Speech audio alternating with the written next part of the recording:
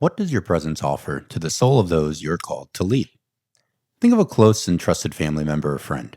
Not the ones you were forced to spend holidays with as a kid. No, not the stinky aunt with coffee breath who forced unwanted hugs and kisses. Ugh, I can recall it right now. I mean the one you choose to spend time with. The one whose presence doesn't create stress. What does their presence offer to your soul? I can immediately think of a friend who has mastered this art for me. Her name is Linz. A simple message, a voice note, or in the fortunate times when our feet are planted on the same plot of earth, a warm bear hug. Any encounter with her thoughtful communication or action is a gift. It causes the shoulders to drop and the corners of the mouth to curl up. It's amazing. It's intentional. And based on the deep talks we share, it doesn't come from a life that is void of its own difficulties or stressors. My own resistance and struggles don't disappear. My responsibility doesn't fade. Physical sleep and rest aren't a guarantee in the aftermath of our encounters. Quite the opposite for me, actually. When I think of my desire for sound physical sleep, I often wonder if it's what the Apostle Paul mentioned when he said he had a thorn in his side, a thing that wouldn't go away and offer him physical reprieve. But what is offered is rest. I mean, a deep soul rest. My heart's wellspring is filled. My soul is restored. Despite sleep issues, I have a peace that passes any human understanding, especially my own. There's a restoration in Linz's presence that's necessary for transformation. Even in the word restoration itself, the root is rest. You can't have restoration without rest, in spelling or in practice. And it's the job of a good leader to offer a presence and posture of rest to those they are called to lead. Let's take my 3 daughters, for example. Each one of them finds rest differently, and almost always it's one-on-one. Not particularly dependent on what her sisters are doing, not requiring explanation, just proximity. One comes to me when homework has exhausted her mind. Another when emotions have run hot and she needs quiet. Another when her body is tired after a long day playing at Barnehage and she just needs to be held and take a snotty-nosed nap on my chest. They don't come asking for any need to be met. They come because they trust that being near me brings peace, comfort, and rest to the parts of their being that none of us can see or usually explain. It looks like me lounging on the couch and them walking up to me with a simple question. Daddy, can I cuddle with you? Dads, hear me. The answer to this question from your children is always and only yes. That is rest. I've seen the same thing in uniform. Closed-door conversations with my most junior Marines and senior Marines alike. Late-night calls.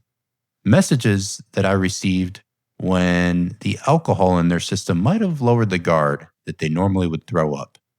Either way, it's always a different story. It's different weight. But the same moment always comes. Breath slows. Shoulders drop. Tension releases. Rest enters as a gift. Not because the problem vanished, but because someone else was willing to help shoulder the part of the burden that weighed the most. That's leadership. And that's rest. Scripture is clear here. Jesus didn't simply suggest rest. Come to me and I will give you rest, he says. He gives it without a to-do list. Just come as you are. He says, my yoke is easy and my burden is light. And that's an important point. Not the fact that there is no burden or no yoke or no work to be done, but because he carries what we cannot. That's why bearing one another's burdens is the fulfillment of the law of Christ. Everyone with a head on their shoulders knows that we all have our own hot trash to deal with. But when the lenses of the world show up, I'm convinced that's exactly what it would have been like to have an encounter with Jesus when he walked on the earth.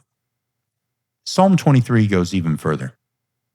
It says, he makes me lie down in green pastures. Rest is not a request or anything that is earned through hard work or checking off a to do list. It is a gift freely given through relationship and proximity to the Good Shepherd. Because a Good Shepherd, whether that's a mother, a father, coach, executive, or a friend, knows when those they lead need to lie down in green pastures. And it's important to note that rest is not an inactivity. It's an activity of rightly ordered dependence. It's knowing who carries what. A good leader doesn't remove responsibility. They shoulder exactly the part of the burden that would crush those they lead. And when that happens, rest follows. I want to circle back briefly to the example of my daughters coming up to me for cuddles. When I'm home, I do my best to complete my studying, physical training, work inside the vault during the bookends of the day.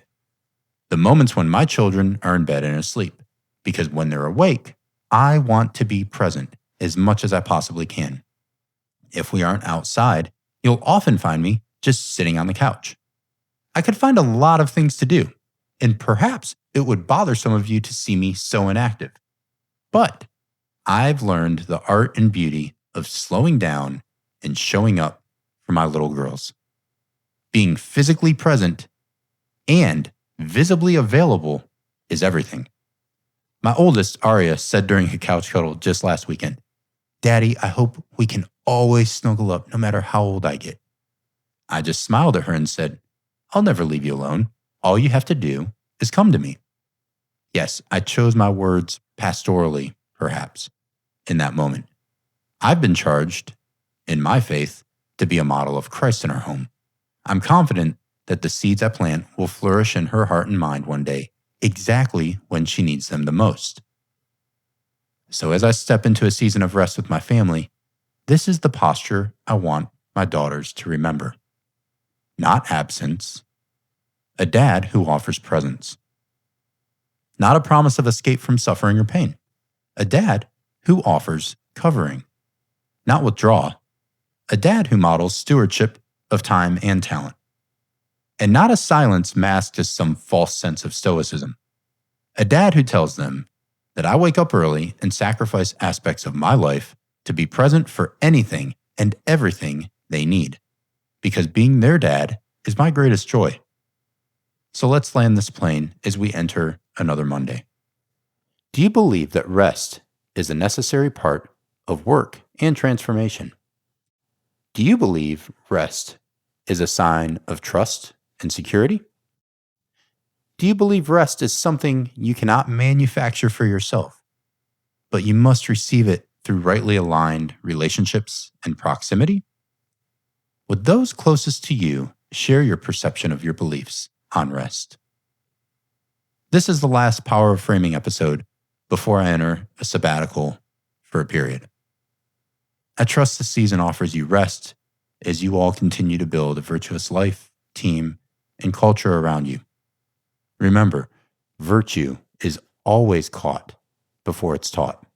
Rest is always received, not achieved.